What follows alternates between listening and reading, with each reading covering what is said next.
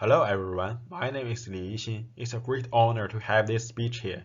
Today I'm going to talk about how to reveal coral growth patterns through the three-dimensional reconstructions of canal network. Repeating corals provide complex 3D niches for various species.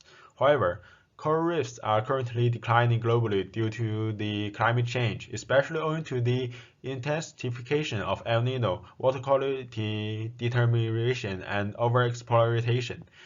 Studies on the biological process governing the coral reefs and their ecological health and their environmental changes are therefore in the spotlight. As the heart of healthy reefs is sustained formation of the calcium carbonate skeletons of many coral species. Therefore, it is important to understand how coral grow their skeletons, the structure, distribution, volume ratio, and other useful patterns of the canals in coral skeletons are also important to understand, as they play key roles in coral growth. Traditional biological analysis techniques such as electron microscopes and grading sections need a high workload and complex operability. They provide limited evidence due to their non-transparent core skeletons, which restrict the direct observation of the structures and related parameters in coral colonies. In recent years, with the development of popularization of HRCT, researchers on coral skeletons has reviewed the morphological and internal structures of coral branchlets and also investigated coral skeletal structures and exogenous influences on coral skeletons. However, there are various changes in studying coral growth patterns regulations using CT sectional slices and signal dependent on skeleton reconstruction.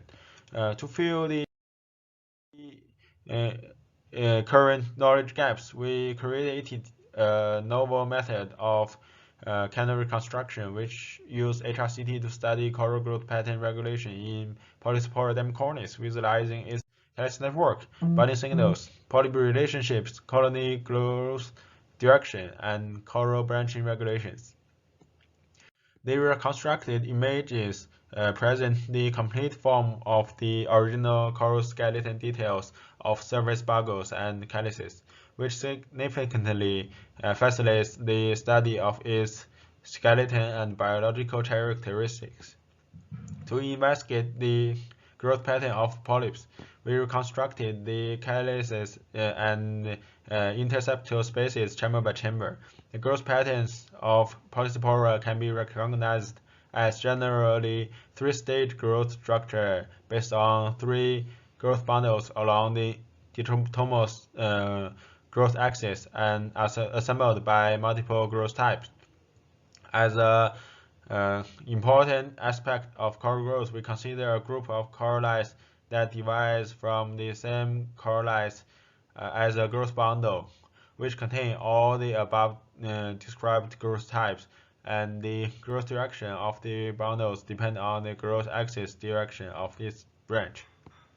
Our work presents an application of cutting-edge technology in investigating rebuilding coral structures and reconstructing the internal calyx network based on a large column of polyspora cornis. We studied the growth patterns through budding growth and distribution information obtained from the reconstruction of coral calyx network. It reveals that each calyx of polyspora is a basic polyp growth unit, and growth bundles are arranged along the axis in a dichotomous branching pattern.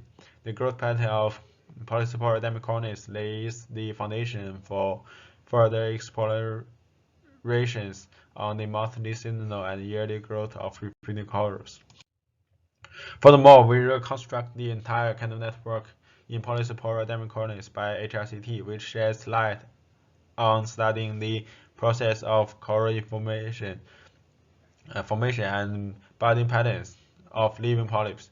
Our result also suggests that HRCT can be used to characterize the development and process of core growth.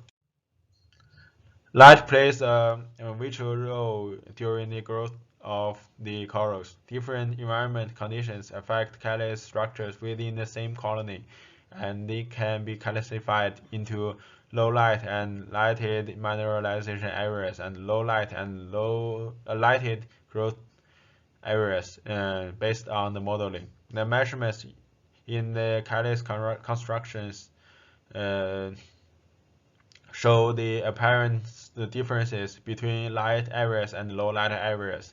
To sum up, the three-dimensional morphological reconstructions on the catalyst and in positive polar demicones reveal a method of studying the biological characteristics and growth patterns of refueling coral species.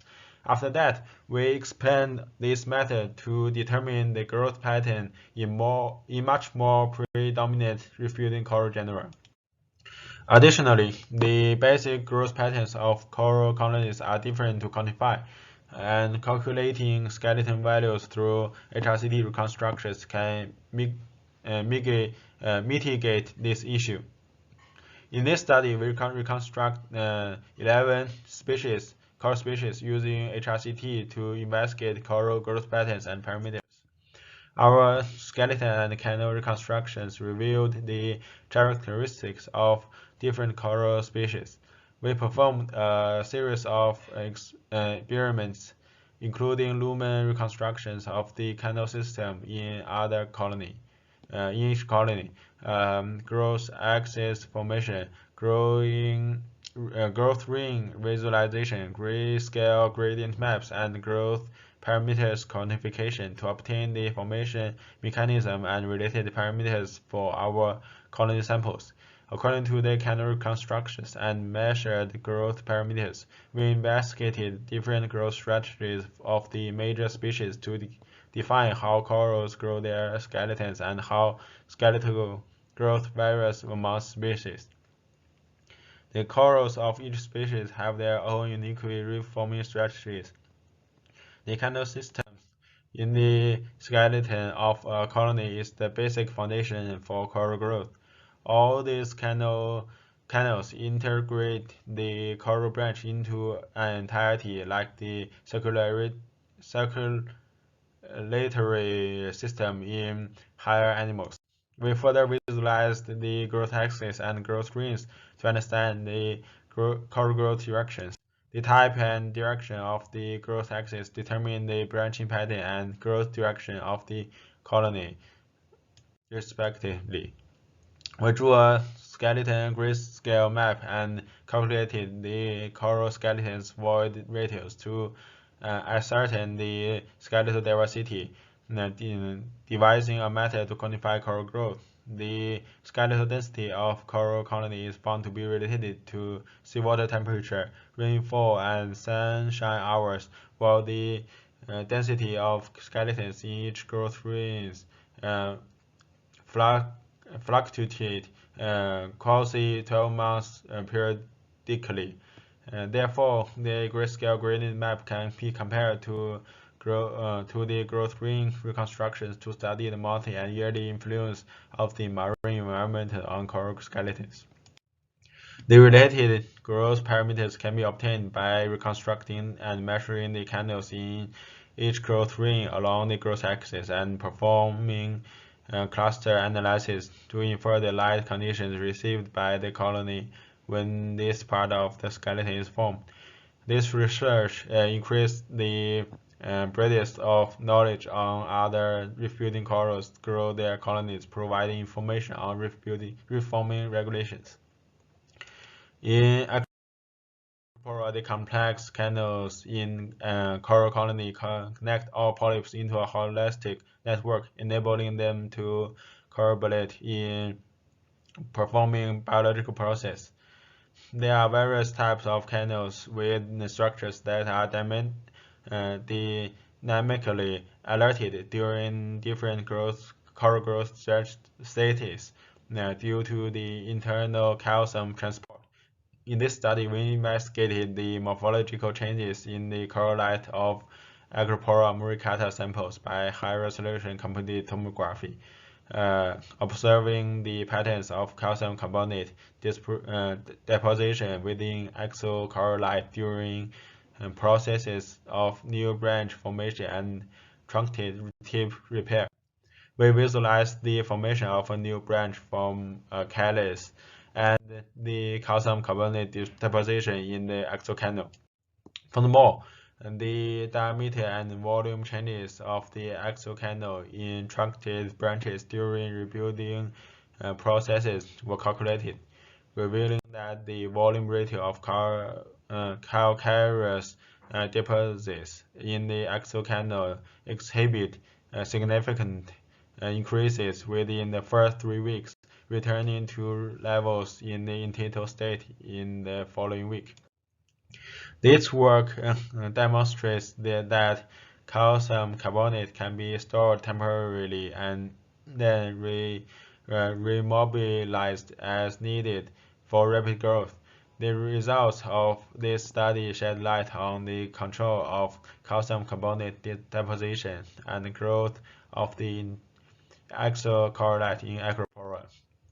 This self-healing process infers that transport within the gastrovascular system is responsible for supplying the needed materials for deposition to occur, and then dissolution of the calyx that removes calcium carbonate and that restores the original diameter of the exocorrelate and exocanal to occur.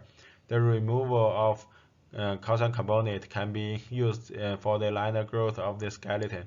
The data in our work revealed a longer period calcium deposit and release processes during the self-healing process, demonstrating that calcium carbonate can be stored temporarily in calyx and then remobilized as needed for rapid growth.